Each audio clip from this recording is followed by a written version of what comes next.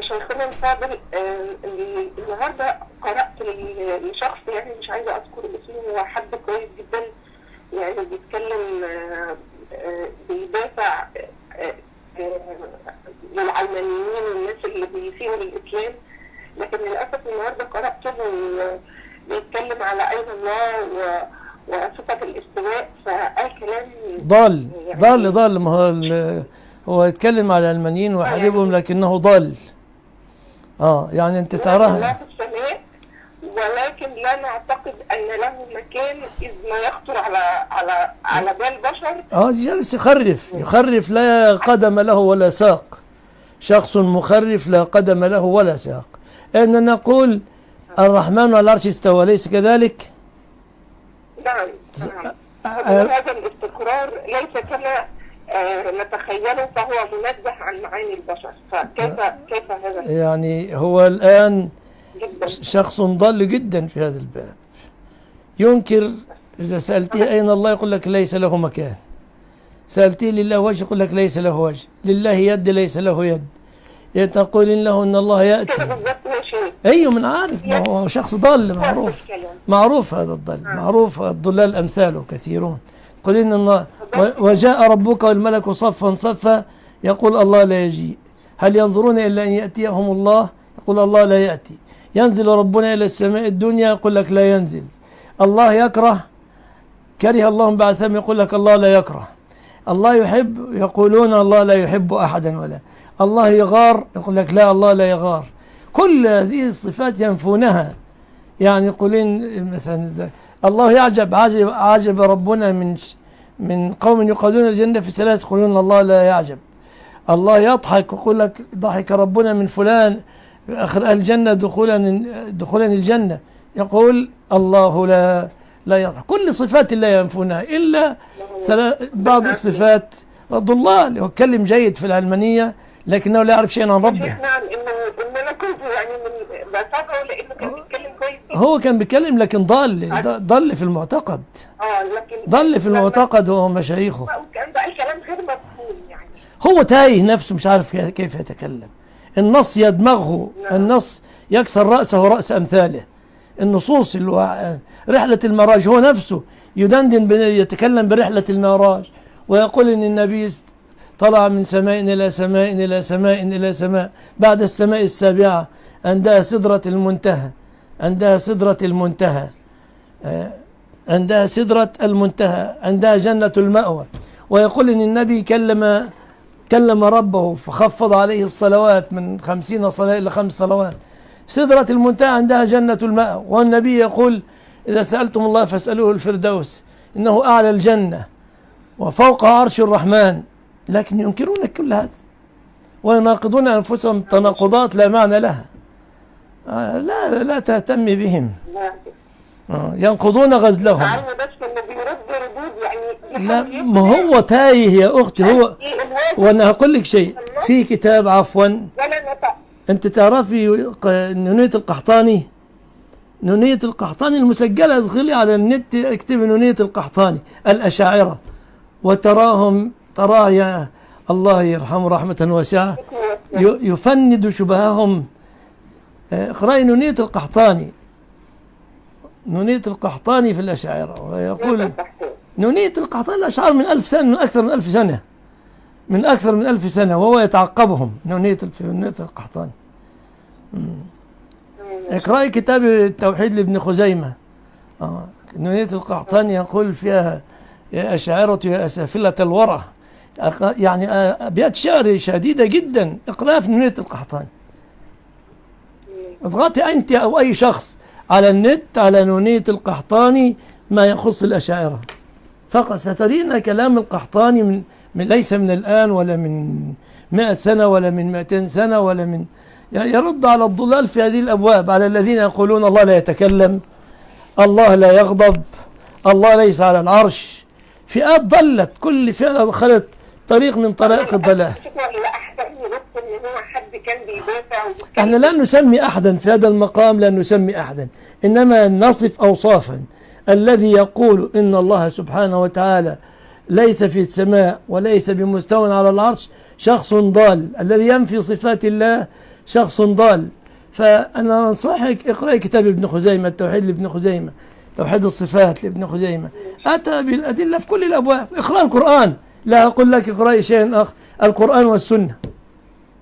القرآن باين واضح حتى للناس اللي مش دارسة، يعني بالعقل، يعني الكلام واضح. شوف، مش ربنا قال إني متوفيك، أكمل الآية كده، قال لعيسى إني متوفيك ورافعك إلي، وما قتلوه وما صلبوه ولكن شبه لهم، وقال تعالى بل رفعه الله إليه. أنت لما تيجي تدعي تقول يا رب الأعلى ولا تنزل إيدك لتحت؟ يا رب الأعلى طبعا. هو القحطاني يقول في نونيته يا أشعرية يا أشعرية يا أسافلة الورى، يا عم يا صم بلا آذان، إني لا أبغضكم وأبغض حزبكم بغضا أقل قليله أضغاني، ولو كنت أعمل مقتتلين ليسرني كي لا يرى إنسانكم إنساني. كلام شديد جدا جدا من أكثر من 1000 سنة. وأنصح الإخوة بقراءاته، لأن بعضهم يظن أننا المتجنين على الأشاعرة. أبدا، هم ينفون صفات الله صفة صفة صفة، وكل واحد مخلط منهم، هذا يكذب الثاني، وهذا يثبت صفة وهذا ينفيها. هنقول الله له صفات لكن ليس كمثله شيء، ليس كمثله شيء. انتبه لأنه لا يضلون العباد. الله يسلمنا وإياكم. أنا منتظرة يا شيخنا، بس المشكلة اللي مزعلاني إن هو بيتكلم في قلب الناس. أي عادي جدا، ما فيش مشكلة جدا. قد ترين الشخص ضالا في باب ومجدا آخر اجتهد في باب آخر. الخوارج هؤلاء كانوا ماذا؟ تحقرين صلاتك إلى صلاتهم، صيامك إلى صيامهم. أنت تصلي ركعة ويصلي 50 ركعة، أنت تصوم يوما يصوم يوم ويفطر يوم، ولكن يمرقون من الدين كما يمرق السهم من الرمي. الله ينجينا وإياك. هم النصارى ليه ضلالهم؟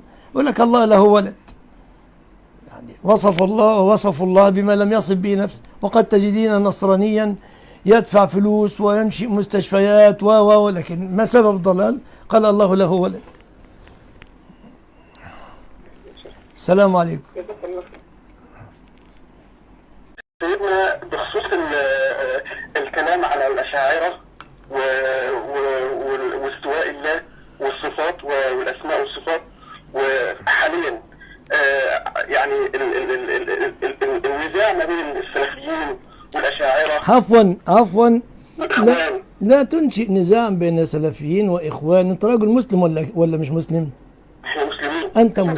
أنت مسلم، فبيني وبينك كتاب الله، بيني وبينك ماذا؟ كتاب الله.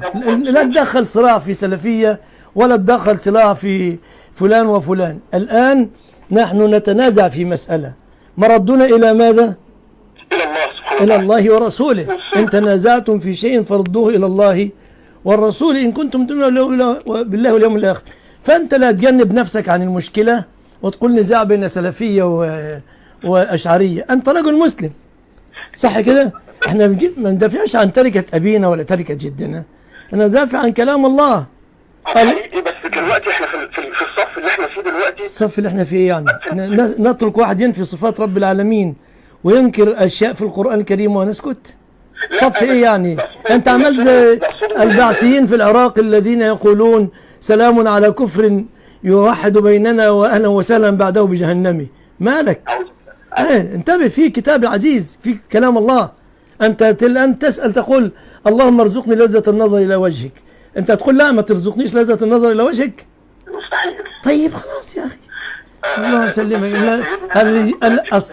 كلام الشيخ محمد المصير يعني أنا مالي الشيخ محمد المصير، مالي كلام ربنا فوق الراس، كلام ربنا فوق راسي، كلام رسول الله فوق راسي. هتجيب لي الشيخ فلان والشيخ الآن، أنا بقول لك انظر كتاب ربك، انظر كتاب ربك. السلام عليكم.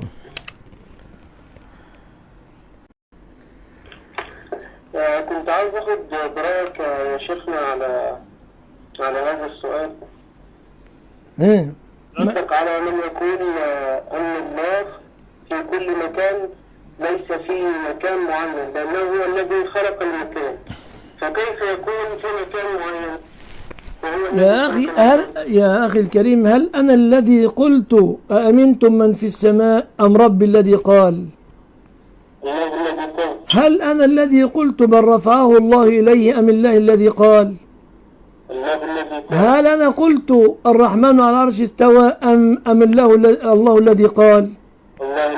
الرسول سأل الجارية أين الله؟ قالت في السماء. قال اعتقها فإنها مؤمنة. أنا الذي قلته أو النبي الذي قال؟ طيب يا دخل أنا بنقل كلام الله وكلام رسول الله.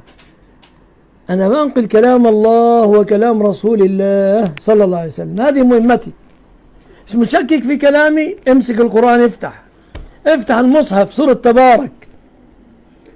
أأمنتم من في السماء أن يخسف بكم الأرض فإذا هي تمور أم أمنتم من في السماء أن يرسل عليكم حاصبا فستعلمون كيف نذير. نزل به الروح الأمين. نزل من عند من؟ ينزل ربنا إلى سماء الدنيا في الثلث الأخير من الليل. هم ينفون، يقول لك لا نزول ولا مجيء ولا إتيان ولا يحب ولا يبغض ولا يكره ولا ينفون ولا ينادي ولا يتكلم. يعني ضلال فوق ضلال فوق ضلال. هم مع المعتزلة عياذا بالله طائف قديمة ضالة. يا إخوة لست أنا مختلق الكلام عليهم، هذه طوائف ضالة في تاريخ الإسلام.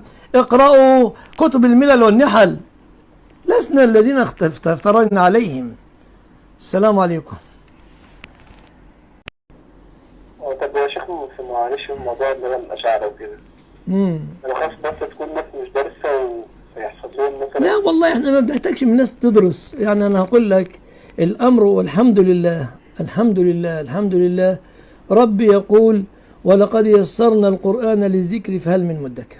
مش قال كده ربنا ألم يقل ذلك؟ القرآن سهل ويسير، سهل ويسير، كله سهل ويسير. كل من يغض من أبصارهم. مفهومة لدى القاصي والداني. الإمام الشافعي رحمة الله تعالى عليه يقول وكثير من أي الكتاب العزيز غير بنفسه عن التأويل. فأنا لا أطلبك أنك تتعمق ولا أي شيء، بس تعرف أن الله سبحانه وتعالى قال ما منعك أن تسجد لما خلقت بيدي. بس أعرف كده خلاص. في مشكلة كده لازم، يعني هل تنفي ذلك هتبقى وقعت في الإشكال. زي ما تنفي قل الله قال لم يلد ولم يولد ولم يكن له كفوا أحد. ألم ننفي الولد عن الله؟ خلاص اللي ثابت في الكتاب ماشيين معه الحمد لله والسنة بس. ولا محتاجين واحد يدرس مذهب أشاعرة ولا يتعلم علم الكلام ولا الفزلكة التي يتفزلك بها المتفزلكون ويتوهون الناس. قل لك القرآن معك والسنة، ما طلبنا بأي شيء أبدا ولا عقدنا أبدا. قل لأي واحد مسلم اقرأ يا أخي القرآن والسنة. وأنت تسأل جدتك قل لا يا جدتي لما تدعي ربنا تروح فين؟ قل يا رب ولا يا رب، بس اسأل جدتك، ما تعقدش المسائل. الله يحفظك. السلام عليكم.